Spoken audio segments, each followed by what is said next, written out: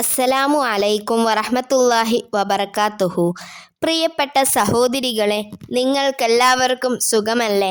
അൽഹംദുലില്ലാ. നമ്മുടെ ഈ ചാനലിലേക്ക് എല്ലാവർക്കും ഹൃദയം നിറഞ്ഞ സ്വാഗതം. നമ്മുടെ ജീവിതത്തിൽ അനുഭവിക്കുന്ന പ്രയാസങ്ങളും മനപ്രയാസങ്ങളും നിരവധിയാണ് അല്ലേ?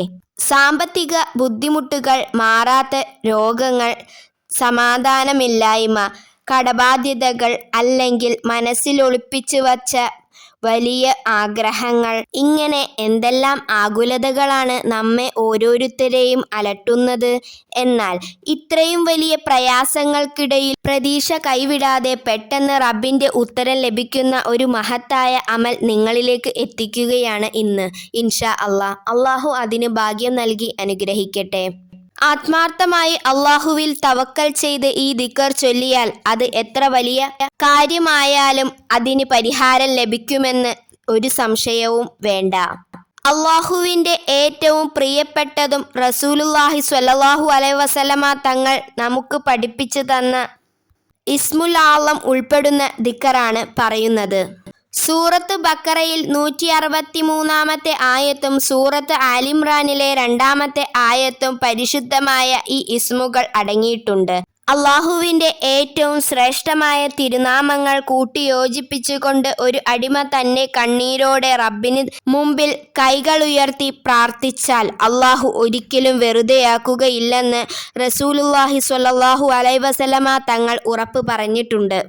നിരവധി ആളുകൾക്ക് തങ്ങളുടെ ജീവിതത്തിൽ ഉത്തരം ലഭിച്ച പോസിറ്റീവായ അനുഭവങ്ങൾ ഇതിനകമുണ്ട്. പരാജയങ്ങളിൽ നിന്ന് കരകയറാനും വീടുകളിൽ സമാധാനവും സന്തോഷവും കൈവരാനും ഈ ദിക്ർ സഹായിക്കും. ഏതാണ് ആ പരിശുദ്ധമായ ദിക്ർ എന്ന് നമുക്ക് നോക്കാം. അല്ലാഹു ലാ ഇലാഹ ഇല്ലാ ഹുവ അർ റഹ്മാനു അർ റഹീമു അൽ ഹയ്യു ഖയ്യൂം. ഒന്നുകൂടി പറഞ്ഞു തരാം.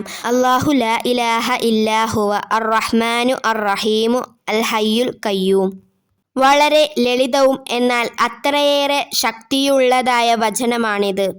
ഈ ദിക്ർ ഏതു സമയത്തും അള്ളാഹുവിനെ ഓർത്തുകൊണ്ട് ചെല്ലാവുന്നതാണ്.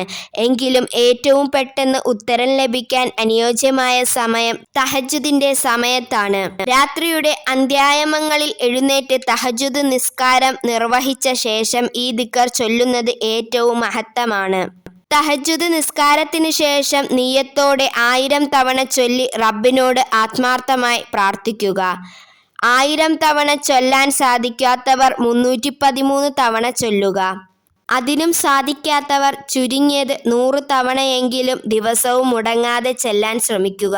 കഠിനമായ വേദനകൾക്കോ രോഗങ്ങൾക്കോ വലിയ പ്രയാസങ്ങൾക്കോ വേണ്ടി ഒഴിവു സമയങ്ങളിൽ 10,000 തവണ ചൊല്ലി നിയ്യത്ത് വയ്ക്കുക. ഈ രീതിയിൽ വളരെ ഫലപ്രദം ലഭിക്കുന്നതാണ്. ജീവിതത്തിൽ ഒരു വഴിയുമില്ലാതെ സങ്കടപ്പെട്ടിരിക്കുന്നവർക്കും പരാജയപ്പെട്ടു എന്ന് കരുതുന്നവർക്കും ഈ അമൽ വലിയൊരു ആശ്വാസമാകും. അള്ളാഹു തീർച്ചയായും നമുക്ക് വഴി തുറന്നു തരും. അള്ളാഹു നമ്മളുടെ എല്ലാവരുടെയും പ്രയാസങ്ങൾ നീക്കിത്തരട്ടെ. നമ്മളുടെ ആഗ്രഹങ്ങൾ മുറാദുകൾ ഹൈറായി പൂവണിയാൻ തൗഫീക്ക് നൽകട്ടെ. ഈ സഫർ മാസത്തിൽ നിങ്ങൾ ഇത് ചൊല്ലുക. സഫർ മാസത്തെക്കുറിച്ച് ആളുകൾക്ക് ധാരാളം തെറ്റിദ്ധാരണയുണ്ട്. എന്നാൽ അതൊന്നും ശരിയല്ല. മുത്തുനബി സല്ലല്ലാഹു അലൈഹി വസല്ലമ തങ്ങൾ പറഞ്ഞിട്ടുണ്ട്, മറ്റു മാസങ്ങളെ പോലെ തന്നെ സഫർ മാസവും അനുഗ്രഹീതമായ മാസമാണ് എന്നത്. ചരിത്രത്തിൽ തന്നെ ഹൈബർ യുദ്ധം നടന്നതും മുത്തുനബി സല്ലല്ലാഹു അലൈഹി വസല്ലമ തങ്ങളുടെയും ഖദീജ ബീവിയുടെയും ആയിഷ ബീവിയുടെയും ഫാത്തിമ റളിയല്ലാഹു അൻഹയുടെയും വിവാഹം നടന്നത് ഈ മാസത്തിലാണ്. ഈ മാസം മറ്റു മാസങ്ങളെപ്പോലെ അനുഗ്രഹീതമാണ്. ഇൻഷാ അല്ലാഹ് നിങ്ങളുടെ ആഗ്രഹങ്ങൾ മുറാദുകൾ നിയ്യത്ത് വെച്ച് നിങ്ങളും ഇത് ചൊല്ലുക. അള്ളാഹു നിങ്ങളുടെ ആഗ്രഹങ്ങൾ സഫലീകരിച്ചു തരുന്നതാണ്. ഈ വീഡിയോ നിങ്ങൾക്ക് ഉപകാരപ്പെടുമെന്ന് തോന്നിയാൽ വീഡിയോ ലൈക്ക് ചെയ്യാനും പ്രയാസങ്ങൾ അനുഭവിക്കുന്നവരിലേക്ക് ഷെയർ ചെയ്യാനും മറക്കരുതേ. ചെയ്യുമെന്ന് ഉറപ്പുള്ളവർ ഇൻഷാ അല്ലാഹ് രേഖപ്പെടുത്തുക. തുടർന്ന് നിങ്ങളുടെ ദുആയിൽ ഞങ്ങളെയും ഉൾപ്പെടുത്തുക.